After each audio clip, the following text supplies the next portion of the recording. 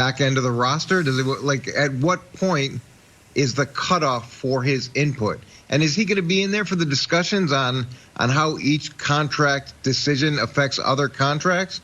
Is he going to sit through that, or is it just like, hey, Aaron, you want this guy? Yeah, no. Like, it's not defined. It's not clear, and it doesn't seem completely upfront. I think it is, Coach. I mean, you talk about, I mean, if you watch that press conference, it was 31 minutes and 39 seconds. He talked about a lot. One of the things he talked about was, he said, I want to make it clear, I was not in that conversation when Coach Matt LaFleur was hired. Now, I love Coach Matt, and we have a great relationship. I'm glad he's here, but I want to make it clear I was not a part of that discussion. Well, when I was in Chicago, one day I walked in the facility in the off season. It was a cold winter day. I think it was like in February or March, and February, we just let go of Lovie Smith, and I walked in to get a little treatment and a little workout, and I was going to jump in a hot tub, cold tub, in the sauna, and I see Jay Cutler there. I'm like, Jay, what are you doing here? I thought you would be back in Nashville. He said, well, the organization of McCaskey's asked me to stay here. I said, why they asked you to stay here? Because we have Coach Bruce Arians coming in. We have Coach Todd Bowles coming in. We also have a couple other guys coming in as well, and they want me to sit in on the meetings. Well, if Jay Cutler had that type of power, that seat at the table, then why didn't Aaron Rodgers have that seat as well, right? And then when you look at, like, what is he asking for? Well, he wants to make decisions on the wide receiver position. Jay Kumerow, he talked about that. Why you let go Jay Kumerow? He's my guy.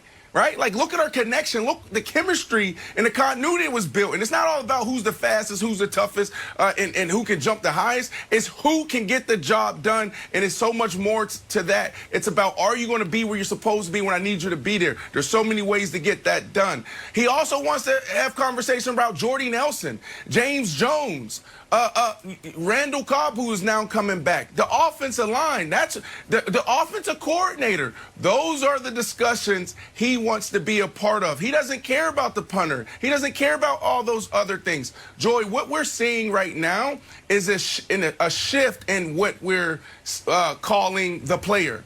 For so long, we've told our players, come in, do your job. Bill Belichick motto, right? It's legendary. Do your job. Well, as a player, what's your job as a wide receiver? To go out there, run, stop, catch the ball, be the yak daddy, make a couple guys move. Quarterback, same thing. Defensive lineman, same thing. Well, when you talk about player, now we're talking about a little bit more. We're talking about guys saying, you know what, I do care about, being a part of the discussion, and that's what we're seeing. We saw it this offseason in Seattle with Russell Wilson. We're seeing it now with Aaron Rodgers. So it's going to be interesting to see how things shape up over the next couple months and the next year or so. So there's a lot to unpack here, but to Coach's point, I think that the genesis of Aaron Rodgers wanting to be involved in conversations regarding personnel began with the Jordan Love pick and them not bothering to tell him in any form of communication they were going to move up in the draft and take a quarterback after he just played in the NFC Championship game. So I believe that's the genesis for all of this drama. And I also believe that Aaron Rodgers is completely justified to be as insanely furious as he wants to be with the organization about that. Because it was disrespectful, it was mishandled, and oftentimes, as we all know in life, small communications can spiral into whole situations and drama, which is what we're dealing with now. As far as, the future of the players being more involved in personnel decisions, I think everyone kind of panics about that because at the end of the day, these conversations are reserved for the 1% of the 1%. We're talking about Tom Brady, Russell Wilson, start running into the front office demanding to, help staff the team. You're going to have to be a Super Bowl level, consistently great, accredited player and likely the quarterback to even have these conversations or want to have these conversations or feel bold enough to demand to be a part of these conversations. I also don't think Aaron Rodgers wants to do contract negotiations and help pick the defense and special teams. I think he just wants to be solicited on guys that he is dependent on and that are dependent on him and make his job easier or just make him happy. I don't think he wants to deal with contracts and all of the whole other level that goes on in the front office. But sometimes just being asked, what do you think, goes a long way. And I think 100%. He's earned the right to do that. Right. And Tom Brady has changed the game when it comes to this, because not only did he leave an organization where it was do your job, where it was company man, where it was fall in line, and go to a completely opposite culture and win a championship, but it was very transparent that he was involved in recruiting, in bringing in players, and that there was real collaboration. So if you're Russell Wilson, if you're Aaron Rodgers, you're watching the success that Tom Brady is having after leaving the mothership, after leaving the Death Star, and going to a place that hadn't made the playoffs in 12 seasons and having that level of a success. There's going to be a little bit of envy, but there's also going to be a little bit of an eye-opening of, wait a minute, I have thoughts. I have things that I see on the field. I see what goes on in the locker room. I know the relationships between guys. My input is valuable. I bring something to the table. I should have a say in this, and also because it affects my career. It affects my legacy and my success. And I think collaboration in general is a good thing. When you have more voices, when you have more perspective, it doesn't mean you have to do what they say, but having open communication keeps things more calm. And when you're guys who are Aaron Rodgers, league MVP, Tom Brady, the greatest, most decorated player in NFL history, and Russell Wilson, who is a face of the league, I think it's fair to just listen to them. And Aaron Rodgers is right. Sometimes you got to break the rules for certain people, and he is certainly one of those people. Yeah, so I think, Joy, you're talking mostly about Aaron Rodgers' need to be proactive, or his desire to be proactive. When we talk about Tom Brady brought in Antonio Brown, he recruited Gio Bernard, he obviously brought Gronk back in. Leonard Fournette said he came over because Brady recruited him. So that's a very proactive recruitment that Aaron Rodgers said he wasn't being listened to, Coach. The other part of this is reactive. And, Coach, we've worked together for a long time, and you're a leader in your own right in both on and off the field. You know, one of the sort of tenets of leadership is no surprises.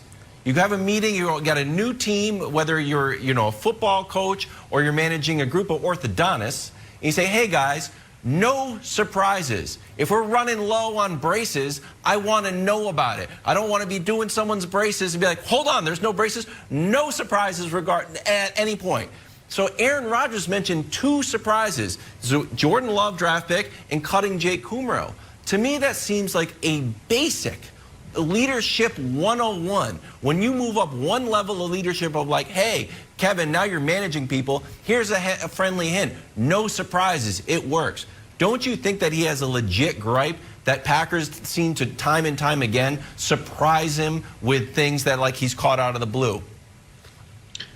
Well, the Jordan Love situation could have been handled better, without a doubt. But he's a guy who got drafted to replace Brett Favre. So he understands that aspect of the business, and it worked out well for him.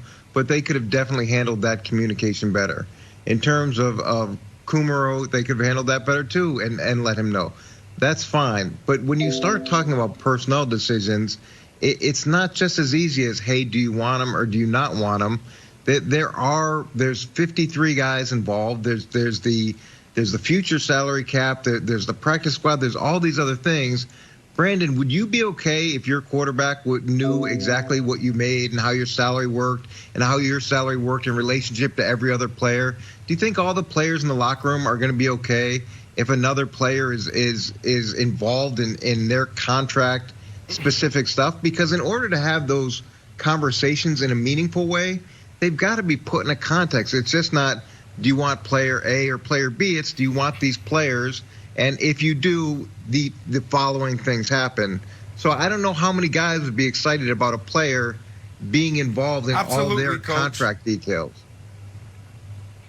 Absolutely. First, it's public knowledge. So it's going to get out one way or another. Google it right now. How much does Aaron Rodgers make? How much does Russell Wilson make? And it's going to be there, which is a problem in my eyes anyway. It shouldn't be for the public, but it is. The other side of that is, and one of the reasons why I'm so passionate about this conversation, I kind of get a little worked up about it, it's because something I've been calling for years. When I was a player, I never understood why other players didn't stand up. So when we talk about, well, how are people going to accept Aaron Rodgers and Russell Wilson when they come back in the locker room? Well, they're always accepted because what we do as players, we isolate the business side of it. We said, okay, well, we'll let Aaron Rodgers handle his business. We'll let Russell Wilson handle his business because we get it, because we just went through our own situation. And so when they come back, it's like it's a chair. It's part of the culture. It's like, hey, yeah, you got your money. Guys are throwing money. Guys are bringing in gifts. It's a part of it. But the power is in when guys like Aaron Rodgers stand up and say, no, you're not going to cut Randall Cobb. That is my guy. This dude right here has been a dog for me in third down, in a 2-minute drill, in a tight red zone. I need him. Make sure you offer him a contract. And what will happen? They will offer him contract. Now they're finally listening. They're giving up concessions, and now you see Randall Cobb back. I just say this quickly, Jenna. Yeah, going back into my days with the Jets, why do I love Ryan Fitzpatrick so much? It's because of what he did for our team, what he did for that organization. We're talking about an organization that when we came in, they were talking about it was a circus, it was a mess. And then we're on the brink of going to the playoffs. We're one game away from going to the playoffs. We lose to the Buffalo Bills in the last game of the season. Oh, my goodness, bringing back bad memories. But then we go in the offseason after having an amazing year on the offensive side, and now they're trying to offer this guy backup quarterback money. That is disrespectful. Ryan Fitzpatrick was not asking for $22 million. What Ryan Fitzpatrick was asking for was $12 million. Give the man his money. And so what happened? Me and myself and Eric Decker held out for Ryan Fitzpatrick. And what ended up happening, he got his money. More players should do that. It took Aaron Rodgers 16 years to finally stand up and say, you know what? How you treated Julius Peppers was wrong. How you treated Clay Matthews was wrong. How you treated James Jones was wrong. How you treated Kuhn was